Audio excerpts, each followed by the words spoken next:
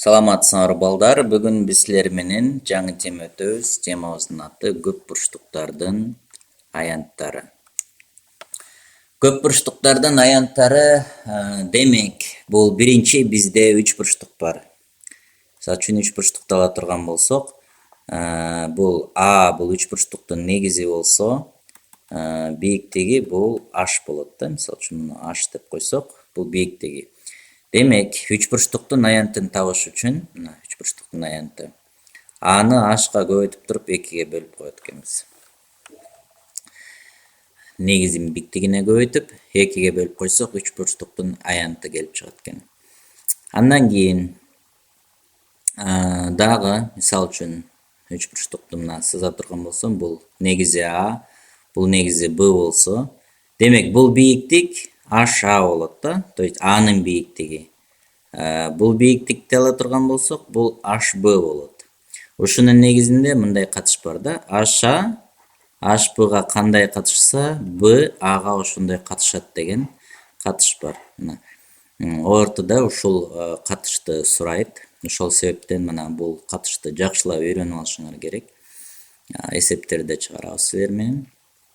Андан кийин ушул 3 бурчтуктун аянты боюнча мисалы кичине кененирээк айтып кетсем, мисалы карагыла бир мындай тик бурчтук сыза турган болсом, тик бурчтуктун аянты, мисалы үчүн тик бурчтуктун A жагы бар, B жагы бар дейли. Тик бурчтуктун аянтын табыш үчүн, мисалы үчүн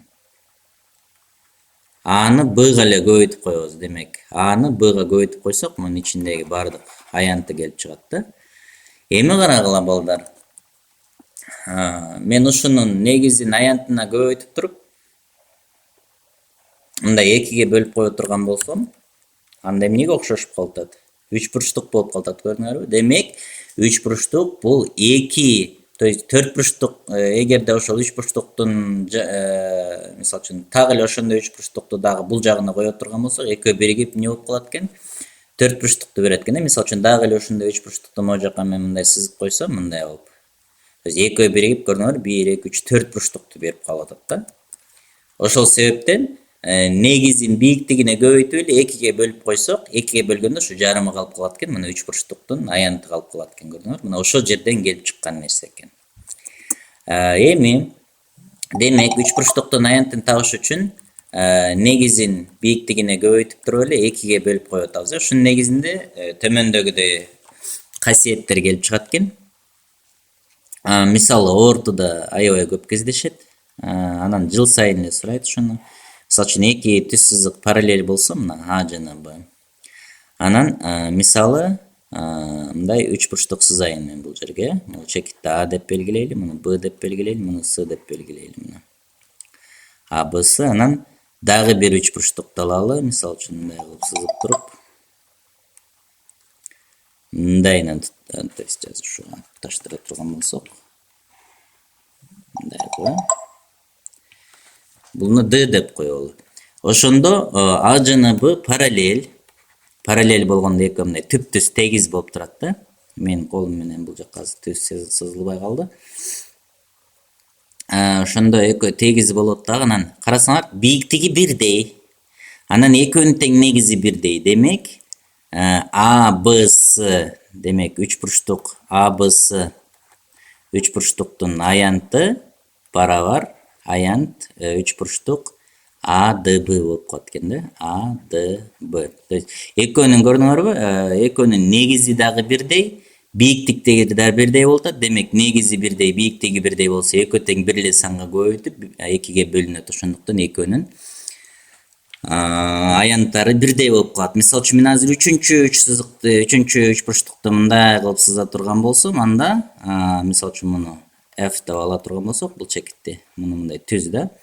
Ошондо мунун деле аянты бирдей болот. Негизи бирдей, бийиктиги деле ошо могулардыкындай эле болуп атат. Ошондуктан бул 3 бурчтукта үчөө тең бири-бирине барабар болот. Мына ушундай касиет. Биринчи касиет. Дагы кийинкилерин мисалы үчүн көргөзө турган болсок, 3 бурчтук, мисалы 3 бурчтукту да сызсак, мындай 2-ге бөлө турган болсок, могу жер узундугу m, бул жердин узундугу n болсо, Бул жер S1 деп коелу, бул жер S2. То есть S1 бул ушул үч бурчтуктун аянты, бул S2 бул үч бурчтуктун аянты болуп калат. Ошондо S1 менен S2'nin катышы M менен N'дин катышындай болот экен. То есть M менен N кандай катышта болсо, S1 дагы S2 ошондой катышта. То есть бул M2, бул 1 болсо, бул аянттарындагы 2-1 болуп катышып калат экен да. Себеби экөөнүн бийиктиктери бирдей болуп атат да. Бийиктигин бир катар кабыл алып, анан бир эле 2-ге бөлүнөт, экөө тең. Ушундай касиети бар экен. Кийинки үч бурчтукту мисал үчүн ала турган болсок, мисалы медиана деген бар, медиана деген сызык. Ошомо АБ негизи боло турган болсо, ушул Сды түз сызыгы мисалы үч бурчтуктун негизин тең 2-ге бөлөт экен. Ошондо тең 2-ге бөлгөндө демек аянттары дагы бирдей болуп калат экен да. S1, S2 экөөнүн аянттары окшош болуп калат экен. Андан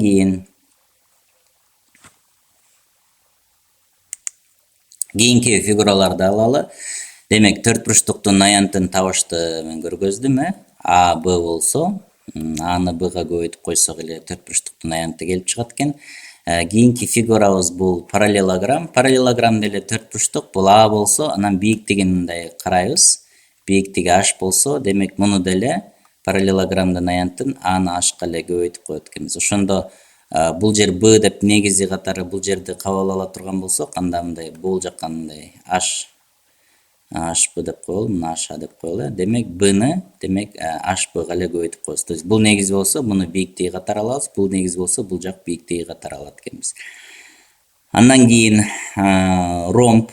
Ромб болсо, же болбосо бардык эле диагоналдары перпендикуляр. Мисалы үчүн бул 1D1, бул D2 деп коелу диагоналдары. Демек D1'ди D2'ге көбөйтүп туруп 2'ге бөлүп койсок, бул бардык төрт бурчтуктардын эгерде диагоналдары 190 градуста боло турган болсо, мына аянттарын ошол диагоналдарын бири-бирине көбөйтүп 2'ге бөлүп койгондо чыгып калат экен. Кийинки дагы көп бурчтуктарыбыздын бири бул трапеция болот. Трапеция бул А негизи, бул Б да негизи болсо, С орто сызыгы болот. Ошондо орто сызыгы бул Аны Бга көбөйтүп туруп 2-ге бөлүп койсок С чыгат. Ал эми аянтын табыш үчүн бул жер мисалы үчүн H деп ала турган болсок, трапециянын аянтын табалы десек, анда Аны H'ка эле, то есть S'ны H'ка эле көбөйтүп коет экенбиз да. Орто сызыгын эле бийиктигине көбөйтүп койсок, трапециянын аянты чыгат экен. Же болбосо трапециянын аянтындагы Аны Бга көбөйтүп 2-ге бөлүп туруп H'ка көбөйткөнгө барабар. Демек Аны Бга көбөйтүп 2-ге бөлсөк, бул С келип чыгып атат, көрдүңөрбү? Ошон үчүн SH деп эле койсок болот экен. Бул касиеттерди жакшылап силер балдар карап, кайталап, көчүрүп жазып, башка бирөөлөргө да түшүндүрүп, өзүңөр жакшы түшүнгөнгө аракет кылгыла. Эми калгандарын бардыгын практика жүзүндө көрөбүз.